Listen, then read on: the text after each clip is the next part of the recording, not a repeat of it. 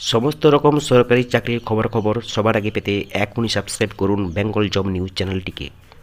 যখনই সাবস্ক্রাইব করবেন পাশে থাকা নোটিফিকেশন বেল আইকনটি অবশ্যই অল করে রাখবেন সবার আগে নোটিফিকেশন পাওয়ার জন্য। সমস্ত দর্শক বন্ধুদের স্বাগত জানাই ইউটিউব চ্যানেল বেঙ্গল জব নিউজে। দর্শক বন্ধুরা, আজকে অন ক্যামেরাতে এসেছি, একটা বিষয় আলোচনা করব, অন বোর্ডে আলোচনা করব, সেটা হচ্ছে টেন্স। যাদের ইংরেজিতে যাদের লিখতে প্রবলেম হয় বা বলতে প্রবলেম হয়, আমরা অনেকে আছি যারা ইংরেজি কথা বলতে পারি না বা লিখতে পারি না, অনেকে আছি। যাদের ইংরেজি সাবজেক্ট তাদেরও অনেক অসুবিধা হয়, যাদের ইংরেজি সাবজেক্ট না তাদের তো অনেক খুবই অসুবিধা হয়। তো কিভাবে খুব সহজেই আমরা বাংলা বাক্যগুলিকে ইংলিশে ট্রান্সলেট করব, খুব সহজেই, ভিডিওটা পুরোটা দেখলেই বুঝতে পারবেন আপনারা যে কিভাবে লেখা যেতে পারে। আর বিশেষ করে এই সমস্ত স্টুডেন্টসরা যারা 5 থেকে মাধ্যমিক উচ্চ মাধ্যমিক লেভেলে আছো, তাদের জন্য এই ভিডিওটা খুব গুরুত্বপূর্ণ। তো অবশ্যই পুরো ভিডিওটা দেখো, ভালো লাগলে অবশ্যই লাইক করবে আর চ্যানেলটিকে অবশ্যই সাবস্ক্রাইব করবে। তো সময় নষ্ট করবো না, আজকে আমরা প্রথম যে টেন্সটা নিয়ে আলোচনা করবো সেটা হচ্ছে কি সিম্পল ফিউচার টেন্স। তো সিম্পল ফিউচার আমি বলে লিখছি, সিম্পল ফিউচার খুব সিম্পল ভাবে একেবারে আলোচনা করব, তারপরে ডেফিনেশনে আসো, পরপর স্টেপ বাই স্টেপ করব। দর্শক বন্ধুরা, সিম্পল ফিউচার এর বাংলা হচ্ছে কি সাধারণ ভবিষ্যৎ, আমরা জানি সবাই। এবারে যে এক্সাম্পল গুলা দিব, উদাহরণ গুলা, যে কথার শেষে কি আসবে, ব বে বেন আসবে কথার শেষে। আমি যাব, আমি খেলবো, আমি তাকে ডাকবো, এই যে কথাগুলো বলছি সবই কিন্তু ভবিষ্যতে। কেন? কোনো কাজই কিন্তু কমপ্লিট হয়নি এখন, হবে, কোনো কাজ হয়নি এখন। তাই আমি একটা বাক্য লিখলাম, ধরো আমি আমি আমি লিখবো, আমি লিখবো, এই কথাটা লিখলাম, একটা বাক্য সিম্পল ফিউচারে লিখলাম কথাটাকে, কেন ভবিষ্যতে হবে লেখাটা। তো আমি লিখবো, আমি কথাই বলছি, বাংলাতে কথা বলে দিচ্ছি, আমি লিখবো, আমি ডাকবো, কিন্তু আমরা ইংলিশে লিখতে পারছি না। কেন পারবো না? খুব সহজেই তার সিস্টেম আছে, একবারে স্টেপ বাই স্টেপ, বই পড়লে হয় না। জাস্ট বোর্ড, আমার বোর্ডের দিকে লক্ষ্য রাখবেন, এবং যেসব স্টুডেন্টসরা বিশেষ করে তারা অবশ্যই দেখো, খুব সহজেই আমি উদাহরণ দিয়েছি, আমি লিখবো। আর একটা যদি বাংলা বাক্য, যে কোনো বাংলা বাক্য লেখার শেষে কি উচ্চারণটা যে আসবে, কি ভার্বের বাংলা যে ভার্বটা আছে, যে কথাটা বলছি, বাংলা বাক্য যে গঠনটা কেমন হয় আমরা সবাই জানি, এস ও ভি হয়, মানে সাবজেক্ট অবজেক্ট ক্রিয়া। এই এটা বাংলা বাক্যের গঠন। সবসময় বাংলা বাক্যে লাস্টে কি থাকবে? ক্রিয়া থাকে। তো সবসময় লাস্টে উচ্চারণটা কি আসবে এখানটায়? বে, ব, বেন, বো, এই ধরনের উচ্চারণগুলো আসবে, প্রত্যেকটা কথার শেষে আসবে। আমি এখানে লিখেছি কি, আমি লিখবো। আর একটা বাক্য যদি হয় এখানটায়, সে যাবে, সে যাবে। আর একটা বাক্য লিখবো আমি, যে তুমি তুমি আসবে, তুমি আসবে। এই দেখো সবগুলো বাক্যতে কি আছে? ব বে বেন আছে। তো এই ধরনের কথা আমরা বাংলায় বলতে পারছি, কিন্তু আমরা ইংলিশে লিখতে পারবো না। কেন পারবো না? খুব সহজেই পারবো, দেখতে হবে তাহলে ভিডিওটা পুরোটা। তাহলে কি, প্রথমে আমি এগুলোকে ইংলিশে কিভাবে লিখবো, এর একটা গঠন আছে। সেই গঠনটাকে অবশ্যই মনে রাখতে হবে মাথায়। যখনই বাংলা বাক্যে কথার শেষে কি আসবে, ব বে বেন, তখন তোমাকে বুঝে নিতে হবে যে বাক্যটা আমার ফিউচারে বলবে। ঠিক আছে? তো সেই বাক্যগুলোকে ইংলিশে লিখতে হলে প্রথমে তোমাকে লিখতে হবে কি, সাবজেক্ট, কর্তা লিখে দিব আমি প্রথমে। তারপরে কি লিখবো? শ্যাল বা উইল লিখবো। এই শ্যাল উইল কোথায় কি বসবে সেটা আমি বলে দিব। তারপরে বসাবো কি, প্রধান ক্রিয়া, মেন ভার্ব। আমি এমনি লিখলাম শর্টে, মেন ভার্ব বা প্রধান ক্রিয়া। এবার বসাবো কি, অবজেক্ট। এটাই হচ্ছে গঠন। এইটার উপর বেস করে টোটাল বাংলা বাক্যগুলিকে আমরা ইংলিশে বলবো। ঠিক আছে? তাহলে এবার বলি, শ্যাল উইলটা কোথায় বসবে? আমি আমরার ক্ষেত্রে এটা আসবে, মানে আইর পরে কি বসবে? শ্যাল, আর উইল পরে শ্যাল বসবে। বাকি যা আছে সব ক্ষেত্রে কি বসবে? উইল। কিন্তু অনেক সময় বসে না, সেটা এখন জানা দরকার। এটা বিগিনার্স যারা, এখন সেটা বলছি না, আমি পরে বলবো সেটা। তার জন্য ভিডিওগুলি অবশ্যই দেখতে হবে, পরবর্তী ভিডিওগুলি, এবং চ্যানেলটিকে অবশ্যই সাবস্ক্রাইব করে রাখতে হবে। তো প্রথম আমি বললাম কি তাহলে, যে আই শ্যাল, উই শ্যাল, এই জাস্ট মনে রাখো এটা। আমি আমরা পরে কি বসবে, শ্যাল বসবে, আর বাকি যা যা আসবে সবই কি, উইল আসবে। ঠিক আছে? তো এবারে বাংলা বাক্যগুলো যেগুলো বলেছিলাম আমরা নিজেরাও তৈরি করতে পারো। ব বে আসবে উচ্চারণগুলো লাস্টে যে উদাহরণ দেখিয়ে দিলাম, যে ব আসবে, বে আসবে, ব্যান আসবে, বো আসবে, কথাগুলো শেষে। তো আমি একটা বাক্য বলেছি তাহলে, যে আমি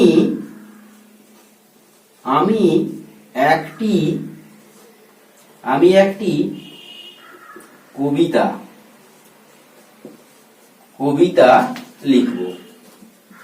লিখবো। ঠিক আছে? বাংলা বাক্য লিখে দিয়েছি, বাংলা লিখে দিলাম। অনেকে ইংলিশে পারবে না লিখতে। কেন পারবে না? খুব সহজে। প্রথমে সাবজেক্ট বসাবো। সাবজেক্ট কি আছে এখানটায়? আমি। তাহলে আমি ইংরেজি আমরা জানি সবাই, আই বসিয়ে দিব। একটু আগে বলেছিলাম আই পরে কি বসবে, শ্যাল বসবে, শ্যাল বসাই, হয়ে গেল। এবার আমার গঠন মনে রাখতে হবে। কি লেখা আছে ওখানটায়? মেন ভার্ব এর পরে আসবে প্রধান ক্রিয়া। এখানে প্রধান ক্রিয়া কোনটা এটাও তোমাকে বুঝতে হবে, যে প্রধান ক্রিয়া কোনটা। বাংলা বাক্য যেটা বলছি আমি, তার প্রধান ক্রিয়া কোনটা। লেখা ইংরেজি আমরা সবাই জানি। লেখা ইংরেজি কি? রাইট, হ্যাঁ কি না? রাইট। তাহলে আমি এখানে রাইট বসিয়ে দিব, বসিয়ে দিলাম। তাহলে উত্তরটা কি হচ্ছে আমার? আই শ্যাল রাইট হলো। এখন শেষ হয়নি। কি লিখবো? অবজেক্ট কি লিখবো?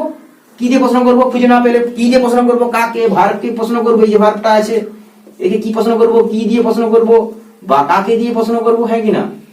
তো কি দিয়ে প্রশ্ন করো? কি লিখবো? এ পোয়েম, একটি কবিতা লিখবো। তাহলে আমি এখানে বসিয়ে দিব কি? A poem. উত্তর আমার হয়ে গেল, I shall write a poem. খুব সহজেই। যারা একেবারে ইংরেজি লিখতে পারো না, তারা এই ভিডিওটা সম্পূর্ণ দেখো। খুব সহজেই একদিনের মধ্যে ভিডিও শেষ হবে। একেবারে এই টেন্সে যে কোনো বাংলা বাক্য ইংলিশে লিখতে পারবে, বলতে পারবে। আমি কলকাতা যাবো, আমি বাংলায় বাক্য বললাম, আমি কলকাতা যাবো। তাহলে আমি কলকাতা যাব, বা সে কলকাতা যাবে, সে কলকাতায় যাবে। এই যে বাক্যগুলা বলছি আমি, কথাগুলা। তাহলে আমি কি লিখবো এখানটায়? নিজেরা কমেন্টে লিখতে পারো। এটা বলছি না আমি, নিজেরা ট্রাই করো। কমেন্ট অবশ্যই, কমেন্ট চেক করবো আমি। ঠিক আছে? এরপর আমি অন্য একটা উদাহরণ দিচ্ছি, সেটা কিভাবে হবে।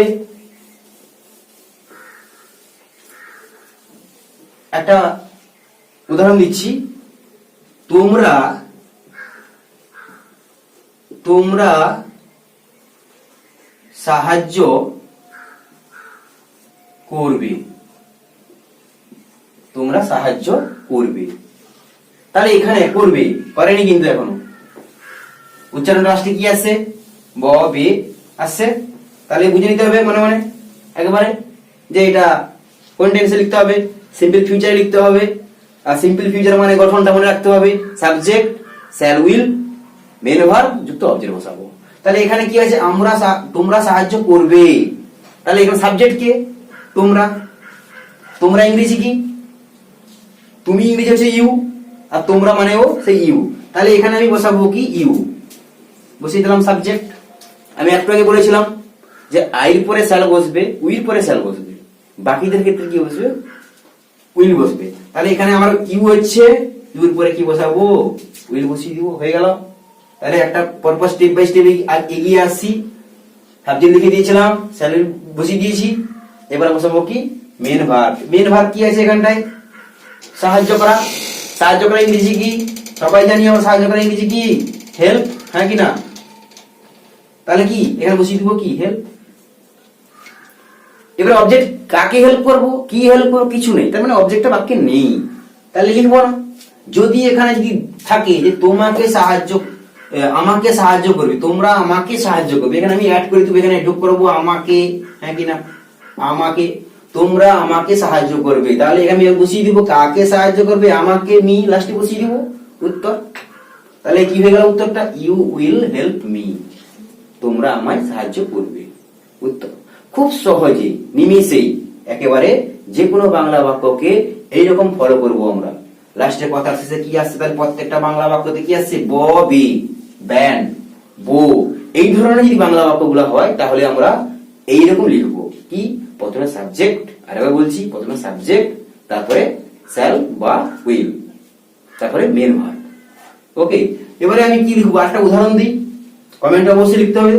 যারা যারা ভিডিওটা দেখবে অবশ্যই কমেন্টে লিখো, বিশেষ করে স্টুডেন্টসরা, আর যারা আমার সমবয়সী বা যাদের সাবজেক্ট ইংরেজি নয়, ঠিক আছে, যারা ইংরেজি লিখতে পারো না, অবশ্যই কমেন্ট বক্সে আমি উদাহরণ বলে দিচ্ছি, কমেন্টে অবশ্যই লিখে দেখো, আমি চেক করবো কিন্তু, ঠিক আছে। এতে তোমাদের সাহায্য খুব উপকৃত হবে, আমার খুব ভালো লাগবে, আর তোমাদেরও খুব কাজে লাগবে, ঠিক আছে। তো এবার নেক্সট উদাহরণ দিচ্ছি, তোমরা এটা কমেন্টে অবশ্যই জানাবে, আমি লিখবো না উত্তরটা, ঠিক আছে। তো উদাহরণটা কি হচ্ছে যে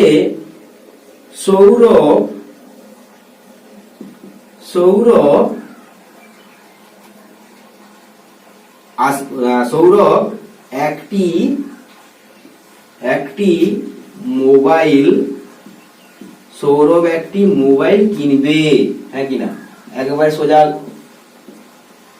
দেখো লাস্টে কি উচ্চারণটা আসছে, বে, কিনবে, তাহলে কেনা কাজটা হয়নি এখনো, হবে ভবিষ্যতে, তাহলে আমার চলে যাচ্ছে কি, সিম্পল ফিউচার চলে যাচ্ছে, আমি বলেছিলাম।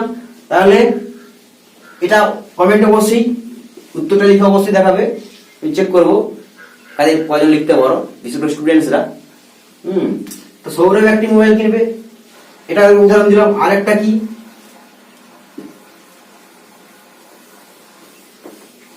মুছলাম একটু, ঠিক আছে। এরপরে আরেকটা উদাহরণ, যেটা হচ্ছে কি, সে